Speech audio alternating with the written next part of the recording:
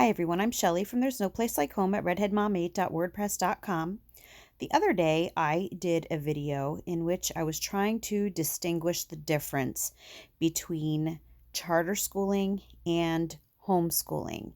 And while I knew that that video was likely to ruffle some feathers because most charter schoolers that I have met, now I'm speaking of public charter schoolers that I have met, consider themselves to be homeschoolers. And what I've been seeing lately is that the media is also referring to public charter schoolers as homeschoolers. It's just been coming up in articles everywhere, and every time that they describe what they call a homeschooling family, they are in fact talking about charter schoolers. So I thought that it was really, really important to actually start talking about what's classified as homeschooling. So a lot of people might be wondering why. Why do I find this important? And there are some people who think that those of us who are trying to distinguish between the two are nitpicking, or they think that maybe we're judging the fact that some people use charter schools, and that is absolutely not the case at all.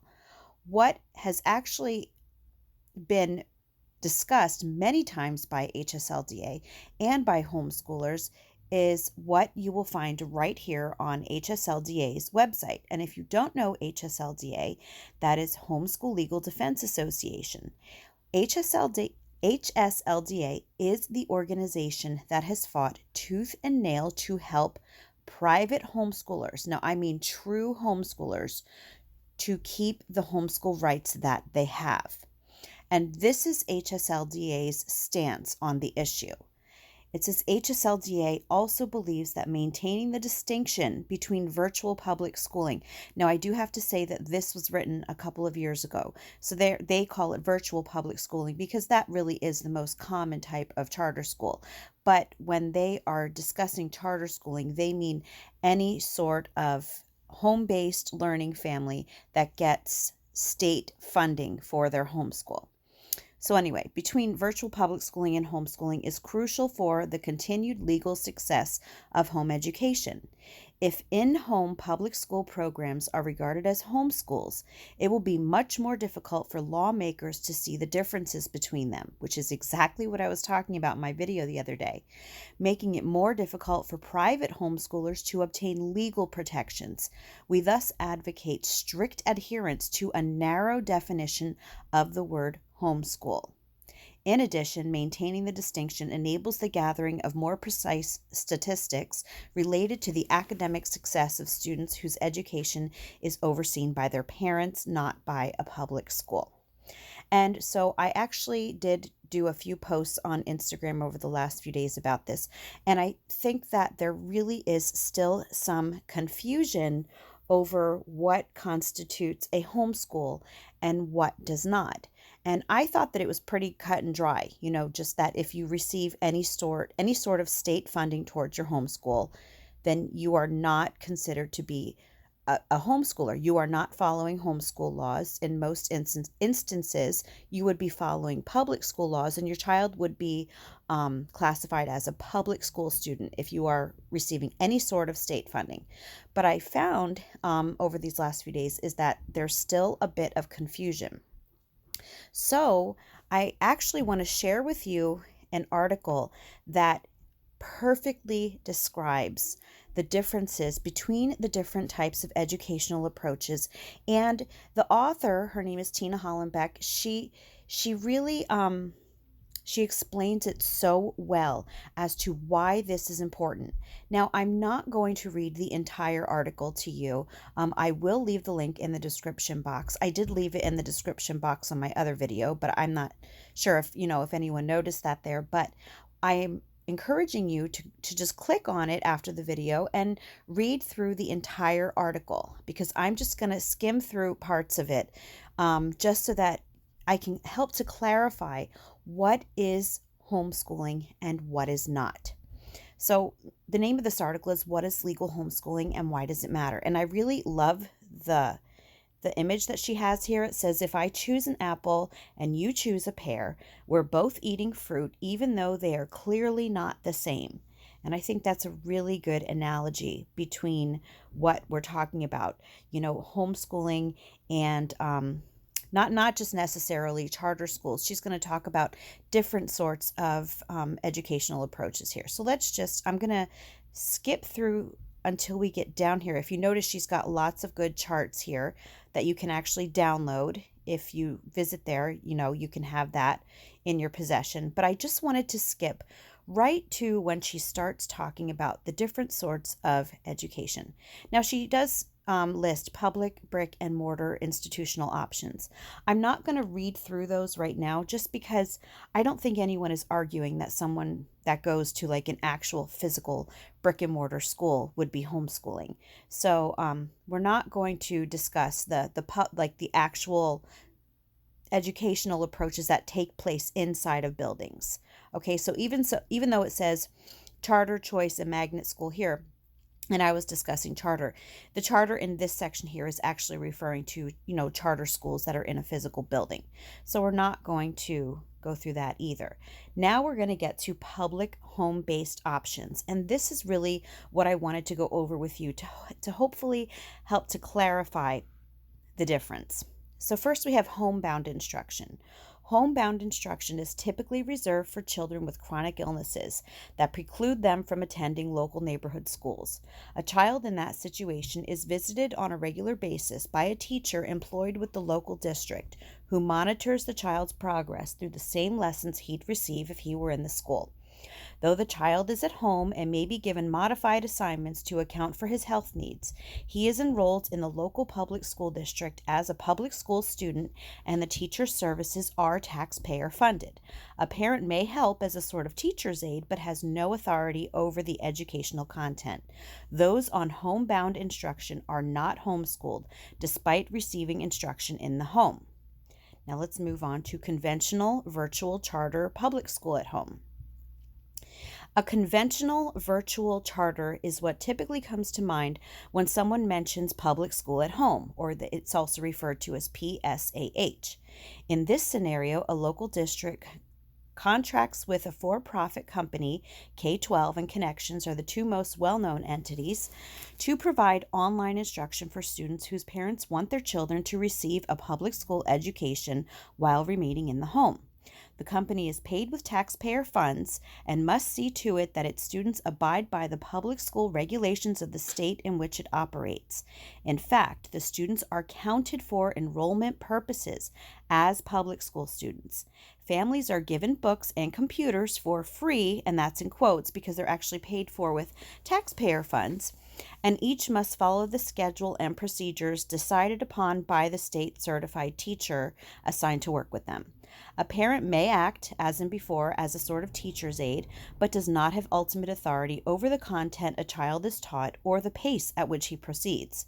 Those enrolled in conventional PSAHs, or public schools at home, are not homeschooled, even though parents of these kids feel as if they're homeschooling, because the children are counted by law as public school students, and also because they are taking taxpayer funds and do not control their children's instruction.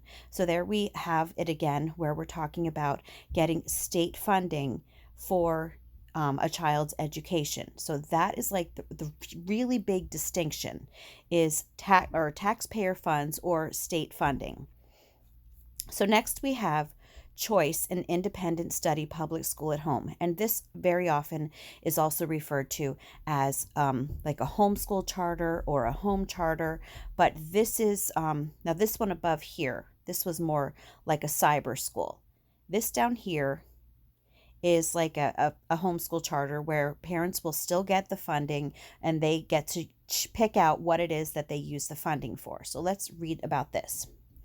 In a choice independent study public school at home program, a parent is given a generous taxpayer-funded stipend for each child with which she may purchase curriculum and resources and pay fees for community-based enrichment classes, and the parent directs the child's daily instruction. So yes, here the parent does have more say over what the child is doing each day.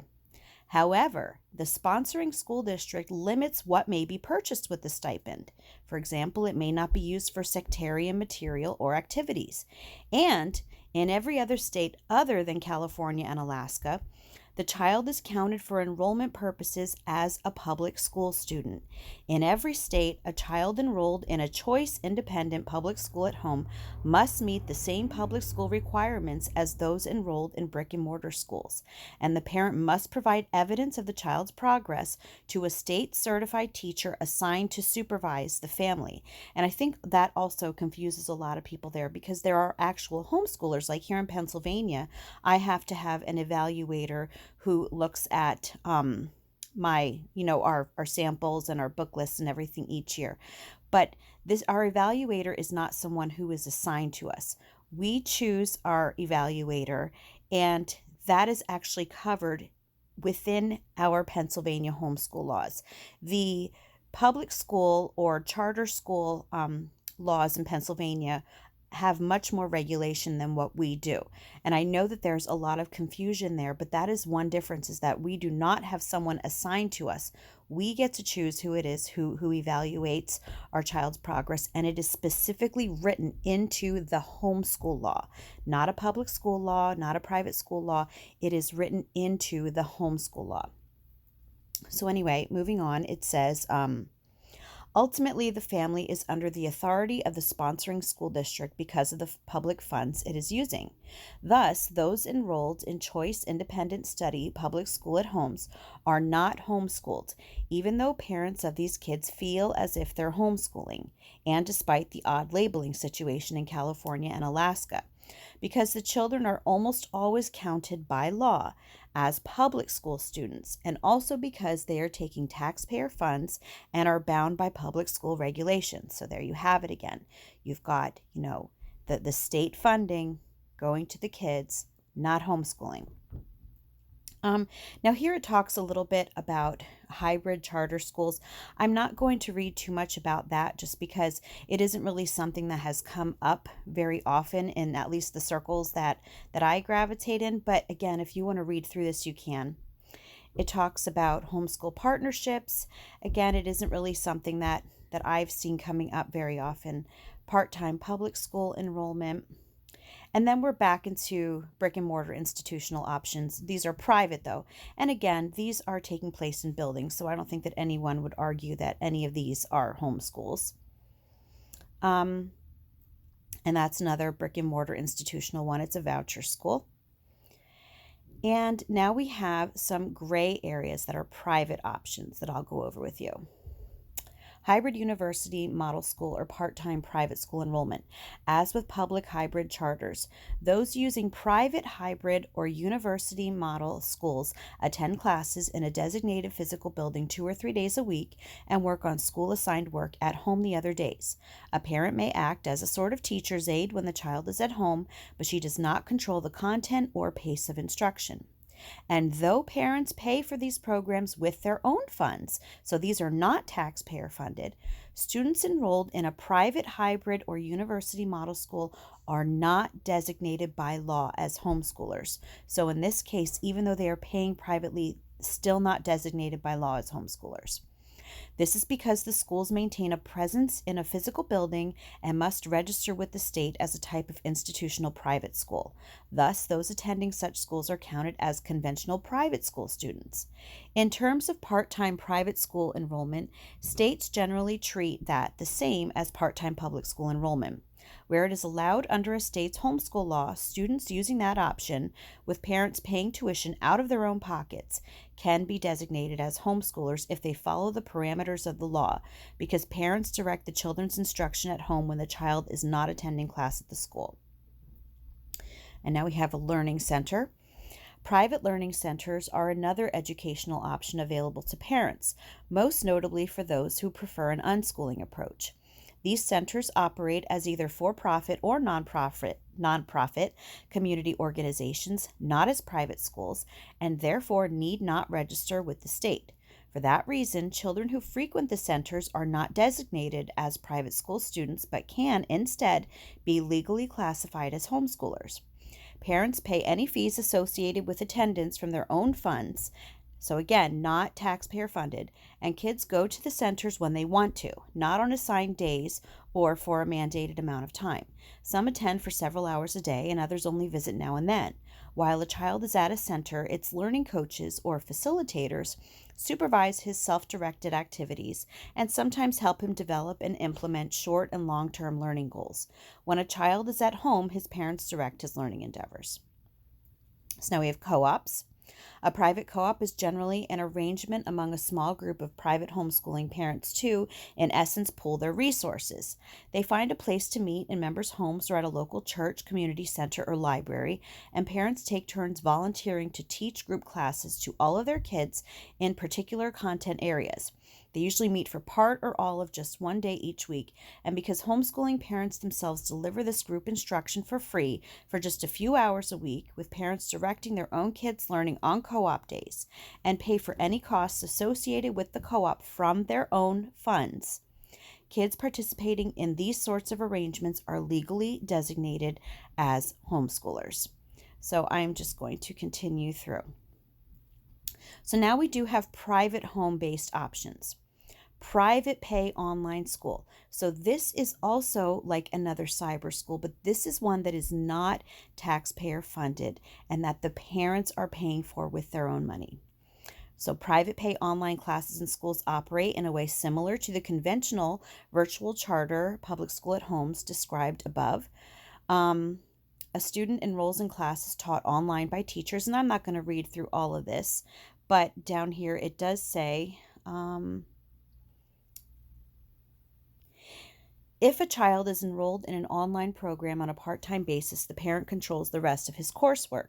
But if the child takes all of his courses through the program, the parent doesn't actually direct any of it. The difference, of course, between private pay online programs and public school at homes is that parents pay for the courses themselves, not with taxpayer funds. This means that those using private pay online programs are legally defined as homeschoolers. And now down here we just have wholly directed, parent-directed homeschooling. When modern homeschool laws, and what this is referring to is just like the traditional homeschooling. When modern homeschool laws were written near the end of the last century, they were drafted with wholly independent, parent-directed instruction in mind. These laws have not been changed in measurable ways since, so this model remains the classic definition of homeschooling. With this option, parents research and purchase with their own funds educational material they believe will best meet each child's needs.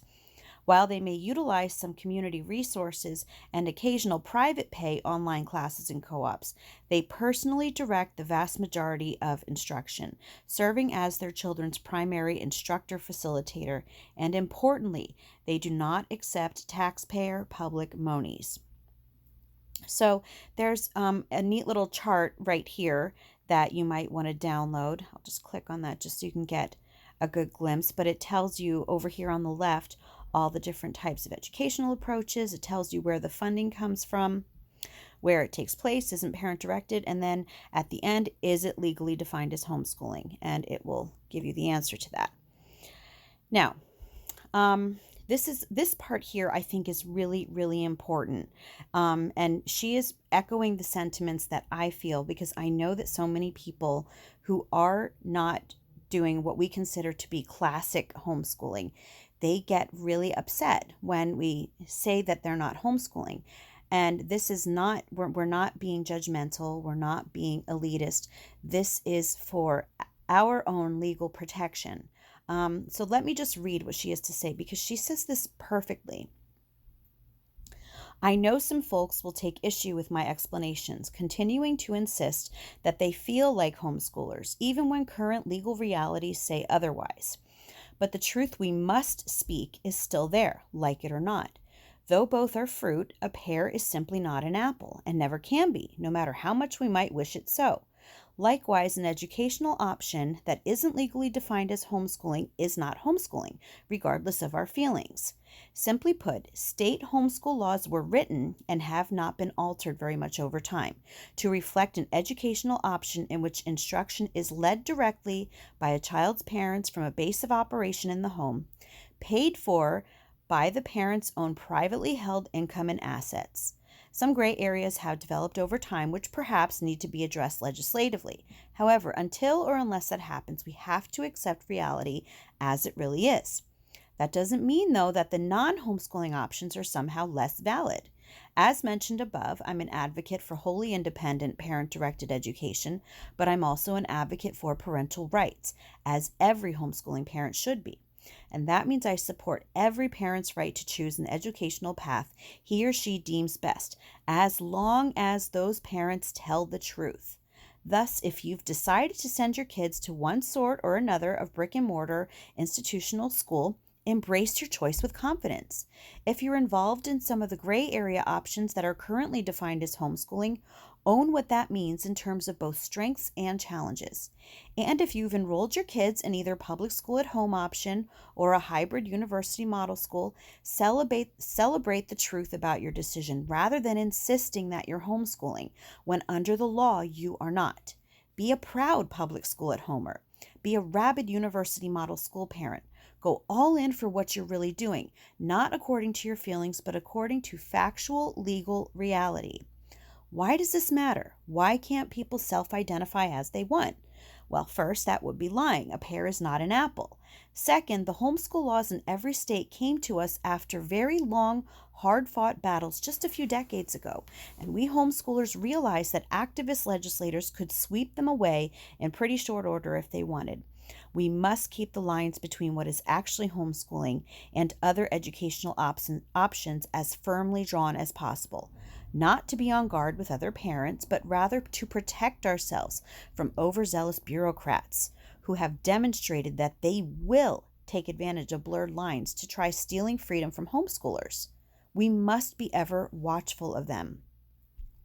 It's unfortunate when that necessary vigilance feels like a slam on parents using non-homeschooling educational options, especially one of the blurry ones. That's not our intention. We really do want to support your parental rights as much as we fight to keep ours. But the current state of affairs means that we homeschoolers must insist that we all keep the fruit in distinct piles as much as possible. So if you're using one of the educational options that is not legally defined as homeschooling, please be proud of and tell the truth about your real choice. And please try to understand our position as homeschoolers. When we're honest and hold fast to necessary distinctions, we all benefit. And I couldn't have said it any better than what she did. She clearly defined what everything falls under. She described exactly how it happens, and she also explained why it is so important that we do make this distinction. And I completely agree with her that if you are doing another at-home option that does not legally classify as homeschooling, don't get upset if people tell you that it's not homeschool. If you enjoy what you're doing, if it's working for your kids, then embrace that and call it what it is. Because when you are being more clear to other people about what you are doing, then if they decide that they want to do it, they know specifically what it is that they need to start researching. If you're iffy about it and try to, embrace one educational approach with an entire umbrella of different areas of education, it's not going to work. If you enjoy what you're doing, if it is working for you, and not even just if you enjoy what you're doing, if it is what you're doing, don't be afraid to call it what it is. That is so important. And down the road, you never know. One of these this distinction may have an effect on something that you are doing at some point in your life, and you are going to be thankful that you fought to keep it distinct. And that is really what this is all about. This isn't about, some faction of homeschoolers who are trying to battle people who are not homeschoolers. It's not about that at all. This is about calling things what they are so that we do not have status, so we don't have bureaucrats, so we don't have legislators, activist judges trying to change homeschool laws because they don't fit with educational approaches that are not homeschooling. Anyway, that's all that I have for you today. If you like this video, give it a thumbs up. If you haven't subscribed yet and would like to hear more of what I have to say, I would love if you would do that. If you have any questions or comments, you can leave one over on Instagram because YouTube always disables my comments. And if you like my work and would like to check out my Patreon page, I will leave a link in the description box for that as well. And today I want to give a shout out to Luann. Luann, thank you so much. I think you are actually my newest patron. I'm so happy to have you aboard. And please, if there is ever a unit study that you want me to write, if there is ever a book list that you want me to include in your monthly rewards, let me know. And I just want to also say thank you to all of you who are watching and who faithfully visit my channel each day. I love you all, and I hope you all have a great day.